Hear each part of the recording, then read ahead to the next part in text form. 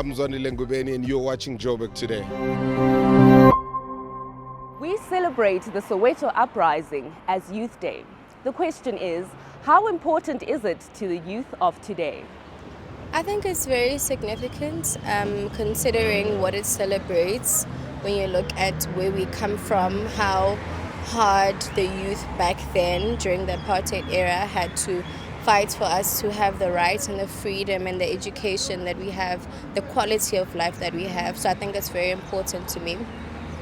I'll be at church on Youth Day, so that's how I'll be celebrating my Youth Day. I feel like on Youth Day is like the day we should be embracing ourselves as a youth, having a nice time with our friends, and then thinking about our future plans, man. Well, Youth Day is significant to me, firstly because we are looking back at history, of course, and secondly, it's Youth Day. We are celebrating the youth, how far the youth has become, and so I'll be spending the day, of course, with my friends. So how significant is Youth Day to you, and how will you be spending your day?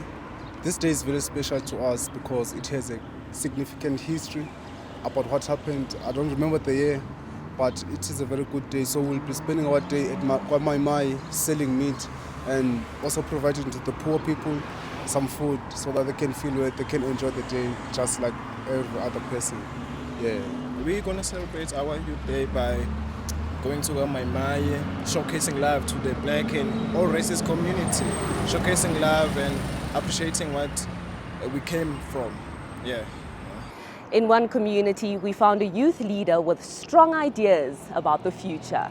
We know that on the 16th of June we get out the braai stands, we can relax, and a lot of the youth is into drugs. We can take out the hubbly bubbly, take out some alcohol, and that's what it's turned into. It's become into a holiday. We've been told it's a holiday.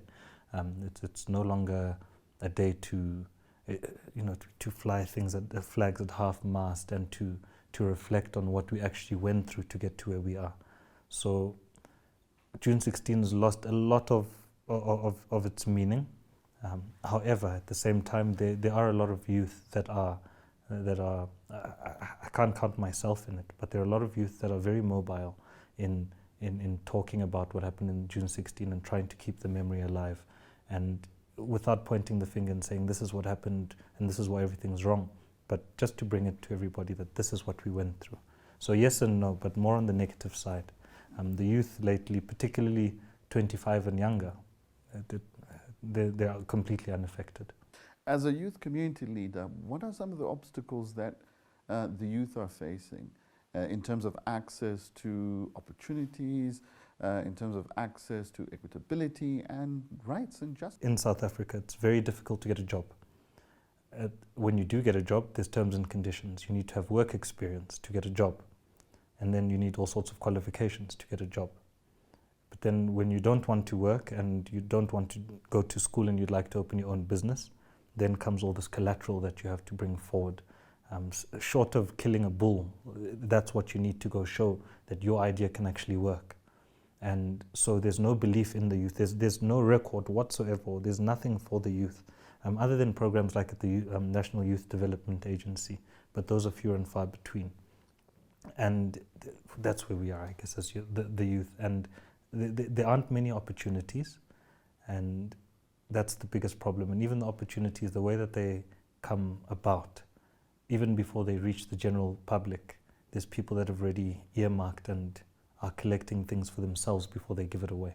So how are you, through the rejuvenization project that you're running in Alex, trying to address some of these issues? Well, the first thing is awareness and communication. That's the first thing. With the Alex Makeover project, the most important thing is communication. We speak about what it is that we want to do, we engage with people, and when we find challenges, we try and find ways around them. So that's the first and the most important thing. But then the second thing is involvement. The doors are open in the project, and the only requirement we ask for people to be part of it is that you leave your position at the door. So if you're a president somewhere, if you're a manager, if you're a boss of something, when you come into the project, you're just a human being who cares about making things better in Alex.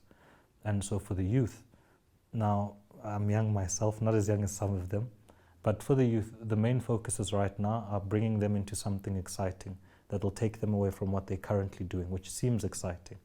And the main problem is that the elders believe that the youth are lost, and the youth themselves believe that they're lost because they're not getting any direction. So there's still some of us that see where we're going and what's needed to be done, and so we're trying to mobilize and to bring on as many youth as possible to come with us. Having said that, what would you then say to local leaders, to politicians, both current and future, to NGOs? Especially now because of all this technology, there is so much information and there's so much that the youth can do. That's actually where the power is. If you look at our country, the way that it is, South Africa, no other country, just South Africa. If you look at where we are and you look at the number of youth, that's where the power is. And so it would be so lovely for the government to consider the youth as people in South Africa and people that actually pay taxes. I mean, even if I go buy a chocolate, I'm paying a tax, and there's no focus on that. And, you know, personally, and with some of the youth that I work with, I feel that the big problem is that we don't understand each other. We've got a massive age gap, and there's nobody in government representing us. And the president is over 70, he's almost an octogenarian.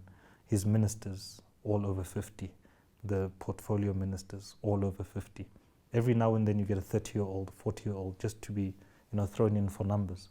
But the effect is that the ideas to carry the nation for the next 20 years come for somebody or from somebody who's lived through the past 40 years. So the change, particularly with the fourth industrial revolution that's coming in, that's where we're going to have a big problem.